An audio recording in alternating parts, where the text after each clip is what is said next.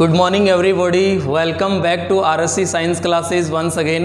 एक बार फिर से आप सभी का आपके अपने इस YouTube channel RSC science classes में स्वागत है।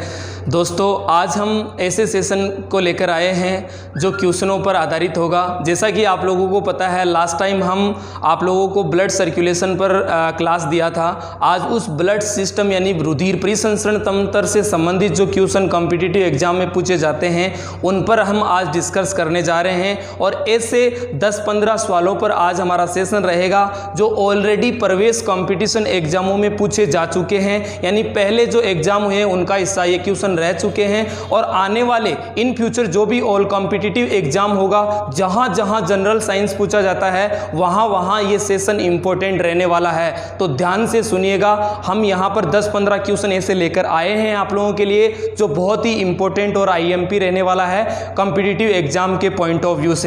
तो डोंट वेस्ट टाइम, बिना समय को बर्बाद किए हम इस सेशन की शुरुआत करते हैं। आज का पहला क्वेश्चन क्या होगा, जैसा कि आप लोगों ने हमारी लास्ट सेशन देखे होंगे, ब्लड सर्कुलेशन सिस्टम और ब्लड कार्पल्स पर थे, तो उनसे रिलेटेड ही आज हम क्वेश्चन यहां पर डिस्कस करने जा रहे हैं। तो पहला क्वेश्चन आप लोगों के लिए होगा, जैसा कि फर्स्ट क्वेश्चन आप लोग यहां पर देख पा रहे हैं, पॉलीसाइथेमिया। क्या बोला बच्चा?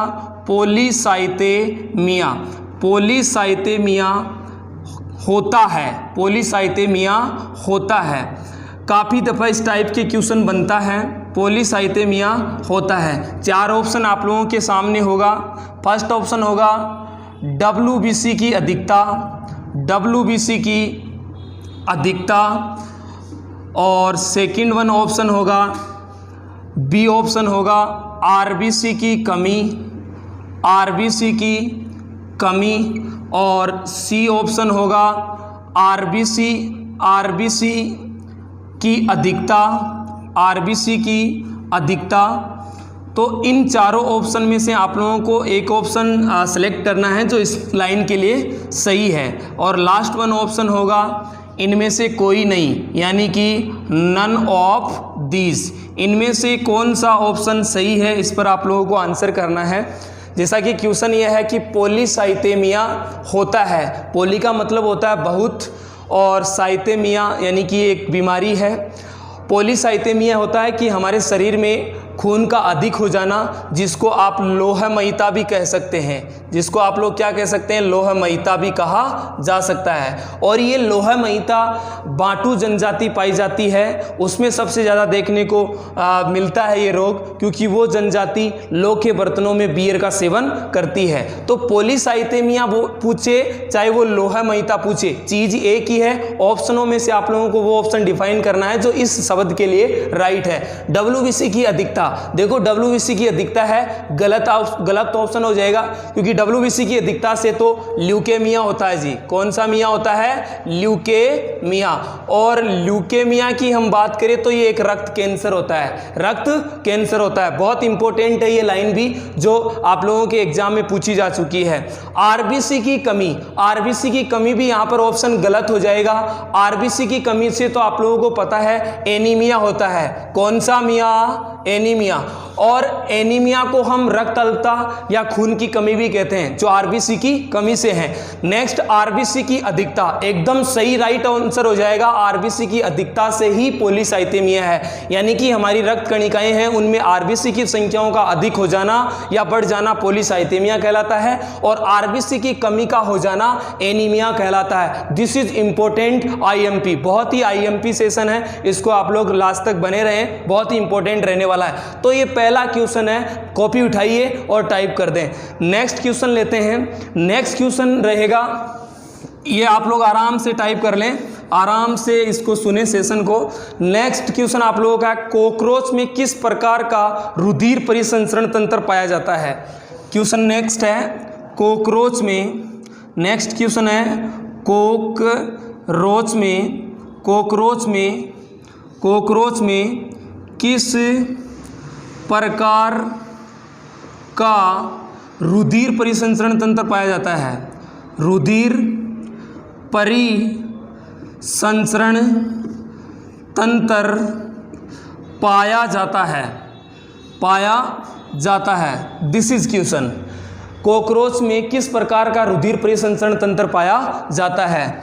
फर्स्ट ऑप्शन आप लोगों के पास होगा बंद रुधिर परिसंचरण तंत्र, सेकंड बी ऑप्शन आप लोगों के पास होगा खुला रुधिर परिसंचरण तंत्र, और सी ऑप्शन होगा ये दोनों यानी ए व बी दोनों टाइप का, और लास्ट वन ऑप्शन आप लोगों के पास होगा नन ऑफ दीज यानी इनमें से कोई नहीं। इनमें से कोई भी जो कथन है वो इस स्टेटमेंट के लिए सत्य नहीं है।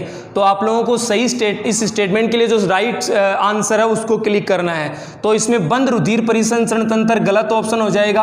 कॉकरोच में बंद रुधिर परिसंचरण तंत्र नहीं पाया जाता है, कॉकरोच में खुला रुधिर परिसंचरण तंत्र पाया जाता है। कॉकरोच जो होता है इसमें जो रुधिर वाहिनियों में रक्त नहीं बहता है, डायरेक्ट कोशिका और ऊतकों के संपर्क में होता है। तो आप लोगों का इसमें एकदम राइट आंसर हो जाएगा, कॉकरोच में खुला रुधिर परिसंचरण तंत्र पाया जाता है। नेक्स्ट की हम बात करें नेक्स्ट क्वेश्चन की। नेक्स्ट क्वेश्चन जो रहेगा आप लोगों के लिए है रुधिर आयतन का कितना प्रतिशत भाग प्लाज्मा होता है। दिस इज इंपॉर्टेंट, बहुत ही आईएमपी सवाल है बच्चा। रुधिर आयतन का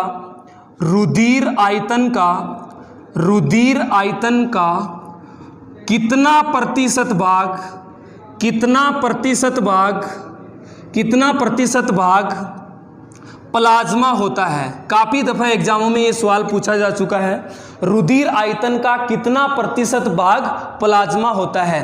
फर्स्ट ऑप्शन आप लोगों के लिए रहेगा 45%, सेकंड ऑप्शन आप लोगों के लिए रहेगा 55%, और थर्ड वन ऑप्शन आप लोगों के लिए रहेगा 50%, और लास्ट वन डी ऑप्शन आप लोगों के लिए रहेगा 60%। क्वेश्चन आप लोग आराम से समझ पा रहे हैं। रुधिर का कुल जो आयतन है उसमें कितना प्रतिशत भाग प्लाज्मा होता है। ये क्वेश्चन आप लोगों के काफ़ी दफ़ा एग्जामों में बन चुका है। 45% गलत आंसर होगा, 55% एकदम सही आंसर हो जाएगा।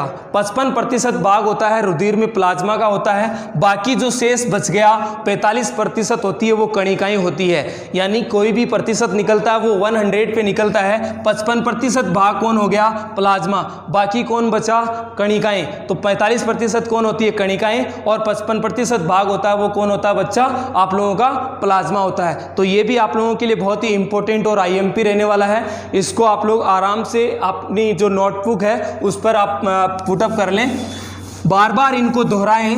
नेक्स्ट आप लोगों के लिए क्वेश्चन रहेगा जो इंपॉर्टेंट और आईएमपी रहने वाला है ब्लड कार्पल से। वो क्वेश्चन है 4th नंबर का क्वेश्चन है, ल्यूकेमिया है। क्या बोला बच्चा, ल्यूकेमिया है। इसके बारे में ऑलरेडी मैं पहले क्वेश्चन में आप लोगों को एक्सप्लेन कर चुका हूं। ल्यूकेमिया है या होता है, इस तरह का क्वेश्चन आप लोगों के लिए पुटअप होने की पूरी संभावनाएं रहेगी। तो इसके लिए मैं ऑप्शन आप लोगों को दे रहा हूं, आप लोग इस स्टेटमेंट के लिए राइट जो ऑप्शन है उसको आप लोग सेलेक्ट करना। रक्त का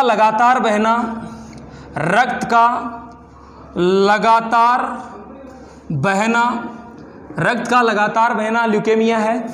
दूसरा चीज है रक्त का थक्का बनाना, इसको ल्यूकेमिया कहेंगे। या सी ऑप्शन आप लोगों के लिए रहेगा एक प्रकार का रक्त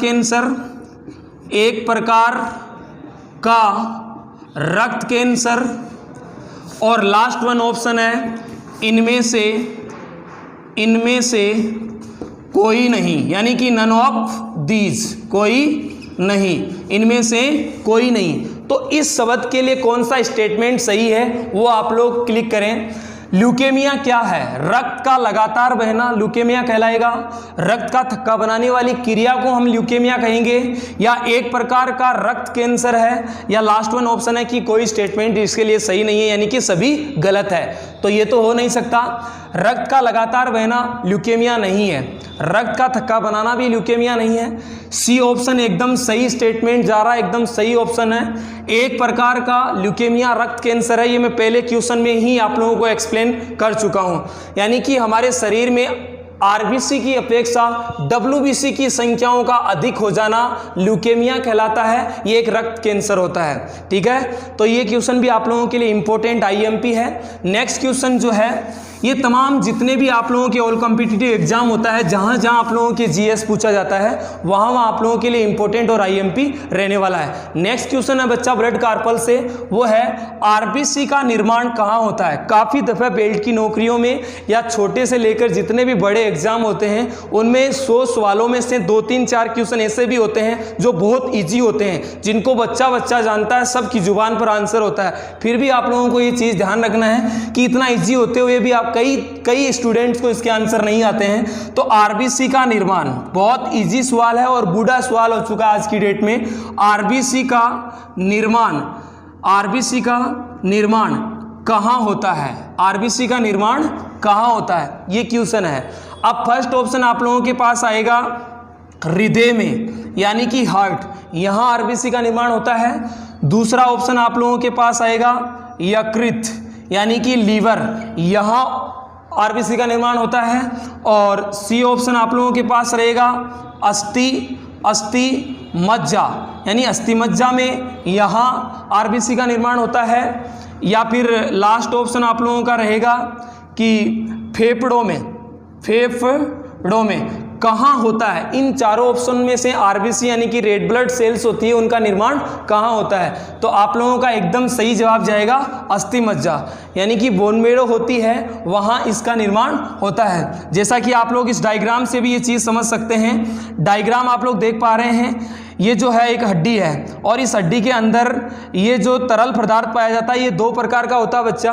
एक होता है रेड और एक होता है येलो, यानी कि पीली और जो रेड जो अस्थिमज्जा होती है उनमें रेड अस्थिमज्जा में इसका निर्माण होता है आरबीसी का।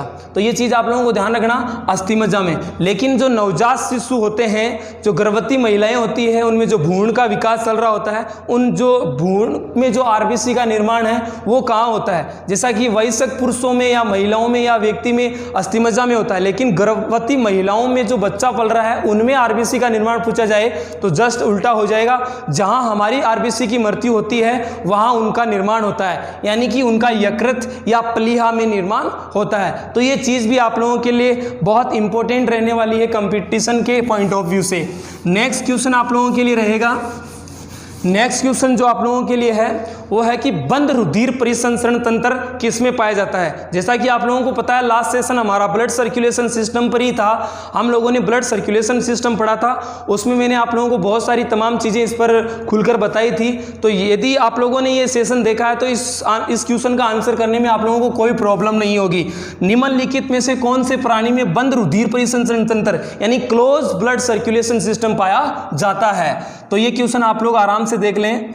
निम्नलिखित में से बंद रुधिर परिसंचरण तंत्र पाया जाता है, ये क्वेश्चन है बच्चा। इसके 4 ऑप्शन मैं आप लोगों को दे रहा हूं। पहला ऑप्शन आप लोगों के लिए रहेगा पहला ऑप्शन आप लोगों के रहेगा कीट, यानी कीट में बंद रुधिर परिसंचरण पाया जाता है क्या। दूसरा ऑप्शन आप लोगों के लिए रहेगा कॉकरोच, क्या रहेगा, कॉकरोच। तीसरा ऑप्शन आप लोगों के लिए रहेगा मकड़ी, क्या है बच्चा, मकड़ी। और लास्ट वन डी ऑप्शन आप लोगों के पास रहेगा मनुष्य। यानी ये 4 प्राणी आप लोगों के सामने हैं, इनमें से कौन सा प्राणी ऐसा है जिसमें बंद यानी क्लोज रुधिर परिसंचरण तंत्र पाया जाता है। तो आप लोगों ने यदि हमारा लास्ट सेशन देखा होगा तो इसमें आप लोगों को आंसर करने में कोई प्रॉब्लम नहीं होगा।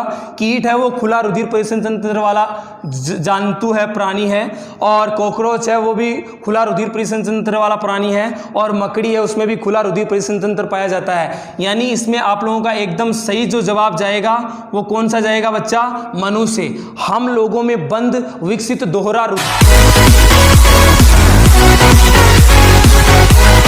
रुधिर परिसंचरण तंत्र पाया जाता है, जिनमें रुधिर वाहिनियों में बहता है, डायरेक्ट सेल्स और टिश्यू के संपर्क में नहीं होता है। ये सारी बातें हमने इससे लास्ट वाले सेशन में क्लियर कर रखी है आप लोगों को।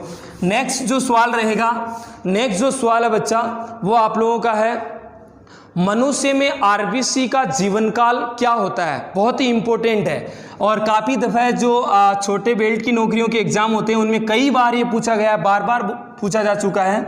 मनुष्य में आरबीसी का निर्माण आरबीसी का निर्माण कहाँ होता है, कहाँ होता है? तो आप लोगों को पता है आरबीसी का निर्माण, अभी भी हम लोगों ने ये सवाल एक बार फिर से रिपीट हो चुका है, अभी भी आप लोगों को बता दिया है, आराम से आंसर कर सकते हैं। अस्थि मज्जा, आप लोगों को ध्यान रखना है, अस्थि मज्जा, अस्थि मज्जा में आरबीसी का निर्माण होता है। जो हड्डियों के बीच में तरल पदार्थ पाया जाता है उसको हम अस्थि मज्जा कहते हैं, उसमें इसका निर्माण होता है। एक बार फिर से रिपीट हो गया है, ठीक है। नेक्स्ट क्वेश्चन आप लोगों के लिए रहेगा कि एनीमिया किसकी कमी के कारण होता है। नेक्स्ट एनीमिया, देखो ये सभी सवाल है, ये बार बार वो ही चीज़ आ रही है, रिपीट, लैंग्वेज चेंज हो रही है। एक बार आप लोगों को उसका पूरा जो कॉन्सेप्ट है वो क्लियर करना है। यदि कॉन्सेप्ट क्लियर हो गया तो मुझे लगता नहीं कि आप लोगों का सवाल गलत हो जाएगा। एक बार आप लोगों को उस चीज़ को प्रॉपर रूप से समझना, फिर अगला कैसी ही लैंग्वेज बनाए क्वेश्चन गलत नहीं हो सकता। पहले वो ल्यूकेमिया बोल रहा था, फिर उसने आप लोगों को पॉलीसाइथेमिया बोला और अब एनीमिया बोल दिया। तो ये शब्द ऐसे हैं जिनसे पूरी पूरी गुंजाइश बनी रहती है। अब वो बोल रहा है एनीमिया, एनीमिया किसकी कमी से होता है? अब इस चीज को ध्यान रखना आप लोग, इंपॉर्टेंट और आईएमपी है। वो आरबीसी की कमी भी बोल सकता है, आरबीसी की कमी। दूसरी चीज वो हीमोग्लोबिन की कमी भी बोल सकता है, हीमोग्लोबिन की कमी। आरबीसी की कमी होगी तो हीमोग्लोबिन की कमी होगी, और वो ब्लड की कमी भी बोल सकता है, ब्लड की कमी।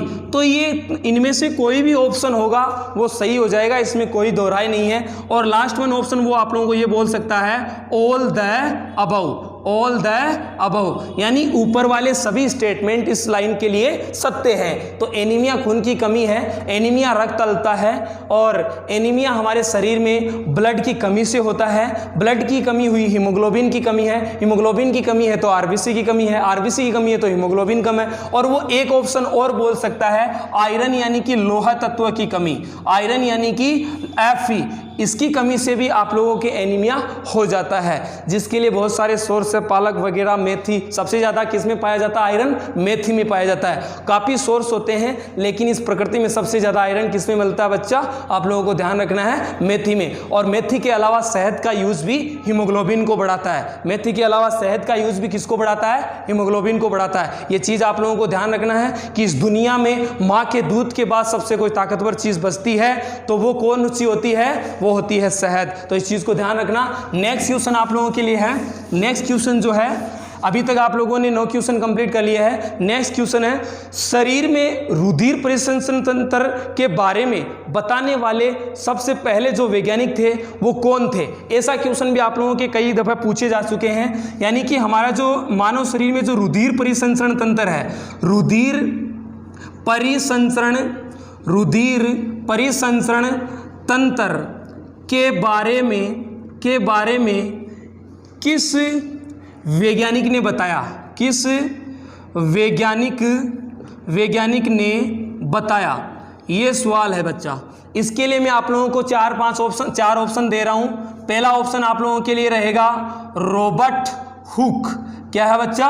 Robert Hooke. और सेकंड वन ऑप्शन कौन सा है? सेकंड वन ऑप्शन है लैंड स्टीनर। क्या है? Land Steiner. और थर्ड वन ऑप्शन है विलियम हार्वे। और लास्ट वन आप लोगों के लिए ऑप्शन रहेगा नन ऑफ दीज, यानी कि इनमें से कोई नहीं।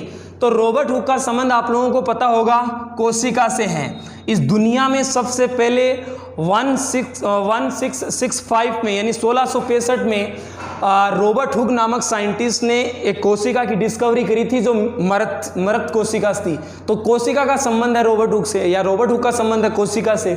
लैंड स्टीनर है, इसका संबंध तो ब्लड से है, लेकिन इन्होंने ब्लड रुधिर परिसंचरण तंत्र के बारे में नहीं बताया। इन्होंने ब्लड, इस दुनिया को ये बताया कि ब्लड के भी ग्रुप होते हैं, यानी रुधिर परिसंचरण तंत्र के जो ग्रुप होते हैं, समूह होते हैं, उनके बारे में बताने वाले साइंटिस्ट थे वो लैंड स्टीनर थे। तो दोनों ऑप्शन इसके लिए गलत रहेंगे। तीसरा ऑप्शन एकदम सही जाएगा, यानी विलियम हार्वे नामक जो साइंटिस्ट थे, उन्होंने, ये डॉक्टर स्पेशलिस्ट थे जिन्होंने रुधिर परिसंचरण तंत्र के बारे में मानव शरीर में बताया था। तो इनको जाता है ये शेर, आप लोग ध्यान रखना। इस प्रकार के क्वेश्चन भी आप लोगों के लिए बनते हैं। नेक्स्ट क्वेश्चन की बात करते हैं जी। अभी तक आप लोगों ने 10 क्वेश्चन पर डिस्कस कर लिया है। एक एक क्वेश्चन को आप लोग नोटबुक लेकर बैठे, एक एक क्वेश्चन को अपनी नोटबुक डायरी में पुट अप कर लें। नेक्स्ट क्वेश्चन क्वेश्चन है, सबसे ज्यादा आरबीसी किस जीव में पाई जाती है? सबसे ज्यादा आरबीसी किस जीव में पाई जाती है? बहुत ही इंपॉर्टेंट आज की डेट में ये सवाल, और इस प्रकार के सवाल आप लोगों के रेलवे एग्जामों में बहुत बार पूछे जा चुके हैं और पूछे जाने की संभावना रहेगी। आरबीसी सबसे ज्यादा किस जीव में पाई जाती है? इसके लिए फर्स्ट ऑप्शन आप लोगों के लिए रहेगा मनुष्य। फर्स्ट ऑप्शन आप लोगों के लिए रहेगा मनुष्य। दूसरा बी ऑप्शन आप लोगों के लिए रहेगा ऊंट, और सी ऑप्शन आप लोगों के लिए रहेगा कुत्ता, और डी ऑप्शन लास्ट वन रहेगा आप लोगों के लिए मेंढक। तो ये चार जो प्राणी आप लोग देख पा रहे हैं, इनमें से ऐसा कौन सा प्राणी है जिसके ब्लड में आरबीसी की संख्या सबसे ज्यादा पाई जाती है? ये जवाब देना आप लोगों को ये क्वेश्चन पूछ रहा है। यानी आरबीसी सबसे ज्यादा किस जीव में पाई जाती है? पहला ऑप्शन है मनुष्य, दूसरा ऑप्शन है ऊंट, तीसरा ऑप्शन है कुत्ता, और लास्ट वन ऑप्शन है मेंढक। तो बच्चा कुत्ता और मेंढक तो पहले ही कट हो जाएंगे। ऐसे जीव है जिनमें सबसे कम आरबीसी की संख्या होती है, यानी तकरीबन 4000 आरबीसी की संख्या इनमें पाई जाती है। सबसे कम पूछी जाए तो मेंढक और कुत्ते में। और मनुष्य की और ऊंट की बात आती है तो इनमें डिफाइन करना थोड़ा सा मुसीबत होगा। मनुष्य में आप लोगों को ध्यान रखना ऊंट की अपेक्षा कम पाई जाती है। मनुष्य में कम पाई जाती है, ऊंट में सबसे ज्यादा पाई जाती है, सबसे ज्यादा पाई जाती है इसमें। और इसकी आरबीसी का आकार भी ऊंट में सबसे बड़ा होता है। एक चीज और ध्यान रखना, ऊंट की आरबीसी में केंद्रक पाया जाता है। बाकी तमाम जितने भी स्तनधारी इस दुनिया में पाए जाते हैं उनकी आरबीसी में केंद्रक अब्सेंट होता है, लेकिन ऊंट एक ऐसा अपवाद प्राणी है, लांबा एक अपवाद प्राणी है, और जिराफ एक ऐसा अपवाद प्राणी है जिनके आरबीसी में केंद्रक नाम की चीज पाई जाती है स्तनधारी होते हुए भी। तो ऊंट में सबसे ज्यादा आरबीसी की संख्या पाई जाती है। और आरबीसी इनमें होती कितनी है? लगभग 1 करोड़ 40 लाख आरबीसी इनमें पाई जाती है। तो ये क्वेश्चन भी आप लोगों के नॉलेज के लिए इंपॉर्टेंट और आईएमपी रहने वाला है। नेक्स्ट क्वेश्चन की हम लोग बात करते हैं। नेक्स्ट क्वेश्चन है कि मानव शरीर में कीटाणुओं को नष्ट कौन करती है? लिम्फोसाइट, मोनोसाइट, और आप लोगों के लिए एसिडोफिल्स, और इनमें से कोई नहीं। ये क्वेश्चन भी आप लोगों के लिए इंपॉर्टेंट रहते हैं इस प्रकार के भी, कि हमारे शरीर में जो कणिकाएं पाई जाती हैं उनके भी प्रकार मैंने आप लोगों को बताए थे कि 2 प्रकार की ब्लड कार्पल्स होती है, एक कणिका में होती है और एक अकणिका में होती है। उनमें से ऐसी कौन सी कणिकाएं हैं जो मानव बॉडी में कीटाणुओं से लड़ती है? कीटाणु से लड़ती है या कीटाणुओं को नष्ट करती है? कीटाणु को नष्ट करती है। यानी ऐसी कौन सी ब्लड कणिका है जो हमारे शरीर में कीटाणु को नष्ट करती है? पहली हो जाएगी मोनोसाइट,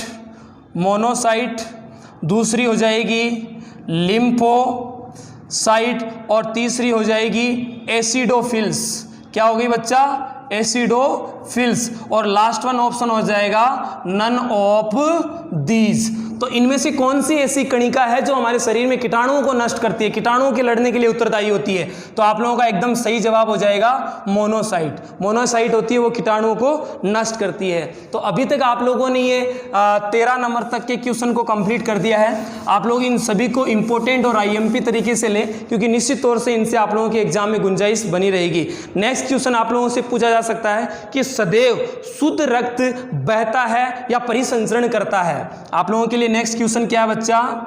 नेक्स्ट क्वेश्चन है सदैव शुद्ध यानी ऑक्सीकृत, शुद्ध बोले तो ऑक्सीकृत, और ऑक्सीकृत बोले तो O2 युक्त ब्लड, O2 युक्त ब्लड, और O2 युक्त ब्लड बोले तो ऑक्सीकृत, यानी ये इस प्रकार का रक्त है वो निम्नलिखित में से कौन सी प्रकार की रुधिर वाहिनियों में बहता है? अब आप लोगों के लिए 2, 3 ऑप्शन, 4 ऑप्शन रहेंगे। पहला ऑप्शन रहेगा शिराएं, पहला ऑप्शन क्या रहेगा? शिराएं, और दूसरा ऑप्शन रहेगा धमनियां। क्या रहेगा बच्चा? धमनियां। और तीसरा ऑप्शन रहेगा लसिका, और लास्ट वन ऑप्शन रहेगा इनमें से कोई नहीं या नन ऑफ दीज। तो इस चीज को आप लोगों को ध्यान से पढ़ना है। ऑप्शन इजी होंगे तो सवाल थोड़ा सा डीप होगा, सस्पेंस करने वाला होगा, और सवाल थोड़ा सा इजी होगा तो ऑप्शन आपको सस्पेंस कराएंगे। तो बहुत इजी है, बहुत आसान है। लास्ट सेशन में हमने इस चीज़ों को एक्सप्लेन कर रखा है, यदि आप लोगों ने हमारे लास्ट सेशन देखे हैं तो धमनियों में सदैव शुद्ध रक्त यानी कि ऑक्सीकृत रक्त बहता है, शुद्ध रक्त बहता है। शिराओं में अशुद्ध रक्त बहता है, लेकिन ध्यान रहे कि यहाँ पर एक नलियाँ ऐसी, कुछ नलियाँ ऐसी भी है या एक नली ऐसी भी है, सभी शिराओं में अशुद्ध बहता है लेकिन एक शिरा ऐसी है जिसमें शुद्ध भी बहता है। सभी धमनियों में शुद्ध बहता है लेकिन एक धमनी ऐसी भी है जिनमें अशुद्ध भी बहता है। उनको ध्यान रखना है, बाकी आप लोगों का काम बनता हुआ नजर आ रहा है। नेक्स्ट लाइन की बात करते हैं। नेक्स्ट लाइन जो आप लोगों के लिए होगा बच्चा, वो भी बहुत इंपॉर्टेंट है। आज के सेशन में जो हम ये क्वेश्चन आप लोगों के लिए लेकर आए हैं, ये ऑलरेडी प्रवेश जो कंपटीशन एग्जाम हो रखे हैं पहले से ही, उनके इससे रहे हैं, उनमें पूछे जा चुके हैं। तो नेक्स्ट क्वेश्चन आप लोगों के लिए रहेगा, रक्त में आरबीसी और डब्ल्यूबीसी का रेशियो। ये एग्जाम में पूछा गया है बच्चा। लैब असिस्टेंट के एग्जाम में ये क्वेश्चन पूछा जा चुका है। फर्स्ट टाइम जब लैब असिस्टेंट एग्जाम हुआ था तब ये क्वेश्चन बन चुका है। क्वेश्चन क्या है, रक्त में आरबीसी अनुपात डब्ल्यूबीसी क्या होता है। क्वेश्चन आराम से आप लोग समझ पा रहे होंगे। ब्लड होता है, उसमें आरबीसी अनुपात डब्ल्यूबीसी क्या होता है। तो इसमें मैं आप लोगों के लिए पहला ऑप्शन रखता हूँ 600 अनुपात 2। दूसरा ऑप्शन आप लोगों के लिए रखते हैं 500 अनुपात 2 और C1 ऑप्शन आप लोगों के पास 600 अनुपात 1 और डी ऑप्शन आप लोगों के लिए रहेगा 1:600। तो इनमें से कौन सा ऑप्शन इस स्टेटमेंट के लिए राइट होगा ये आप लोगों को बताना है। तो 600 अनुपात 2 का तो कोई रेशियो नहीं बन रहा है। यदि आप लोगों ने आरबीसी और डब्ल्यूबीसी की संख्या आप लोगों ने सीखी है, आप लोगों को पता होगा। 500 अनुपात 2 भी नहीं बैठ रहा है, 600 अनुपात एकदम सही हो जाएगा, इसमें कोई दोहराई नहीं है। तो ये क्वेश्चन भी आप लोगों के लिए इंपॉर्टेंट और आईएमपी रहने वाला है। नेक्स्ट क्वेश्चन आप लोगों के लिए है, रक्त का थक्का जमाने में सहायक है। आज का ये लास्ट सवाल रहेगा, आज के लिए फाइनल सवाल है और इंपॉर्टेंट भी है। पीछे के एग्जामों में ये पूछा भी जा चुका है। तो बच्चा आप लोगों के लिए सामने क्वेश्चन ये है कि रक्त का थक्का बनाने में सहायक होती है। रक्त का थक्का बनाने में सहायक होती है। क्वेश्चन ये है, यानी कौन सी ब्लड सेल्स है जो रक्त का थक्का बनाती है। ए ऑप्शन होगा आरबीसी, बी ऑप्शन आप लोगों के सामने होगा डब्ल्यूबीसी और सी ऑप्शन आप लोगों के लिए होगा प्लेटलेट्स और लास्ट वन ऑप्शन होगा नन ऑफ दीज, यानी कि इनमें से कोई नहीं। तो आप लोग बता दें, आंसर कर दें आराम से, कोई दिक्कत नहीं है। आरबीसी होती है, उसका कार्य क्या होता है, O2 का परिवहन करना होता है। यानी प्रत्येक तमाम जितनी भी सेल्स और टिश्यू है, कोशिका और उत्तक होते हैं, उन तक ऑक्सीजन पहुंचाने का काम कौन करती है, आरबीसी। जबकि डब्ल्यूबीसी क्या करती है, रोगों से लड़ने की क्षमता को बढ़ाती है, इम्यूनिटी पावर को बनाए रखती है, रोग से लड़ने के लिए उत्तरदायी होती है डब्ल्यूबीसी। और प्लेटलेट्स होती है, ये रक्त का थक्का बनाने के लिए सहायक कणिका ये होती है। तो इस चीज को ध्यान रखना, प्लेटलेट्स रक्त का थक्का बनाती है। एक क्वेश्चन यूं भी पुटअप किया जाता है कि निम्नलिखित में से कौन सा विटामिन रक्त का थक्का बनाता है। तो ये भी इंपॉर्टेंट है। तो उसमें आप लोगों का आंसर आ जाएगा के। कौन सा विटामिन है बच्चा, के। यानी विटामिन पूछे तो के थक्का बनाएगा और ब्लड सेल्स पूछे तो प्लेटलेट्स है वो ब्लड का थक्का बनाएगी। आई होप स्टूडेंट्स कि ये सेशन आप लोगों को पसंद आया होगा। यदि पसंद आया है तो निश्चित तौर से आप लोग इसको लाइक करें, सब्सक्राइब करना ना भूलें और बेल आइकन प्रेस करना भी ना भूलें। ज़्यादा से ज़्यादा फैला दीजिए इसको और जल्द ही नेक्स्ट वीडियो इस प्रकार का सेशन लेकर हम आप लोगों के सामने आएंगे। जय हिंद, जय भारत।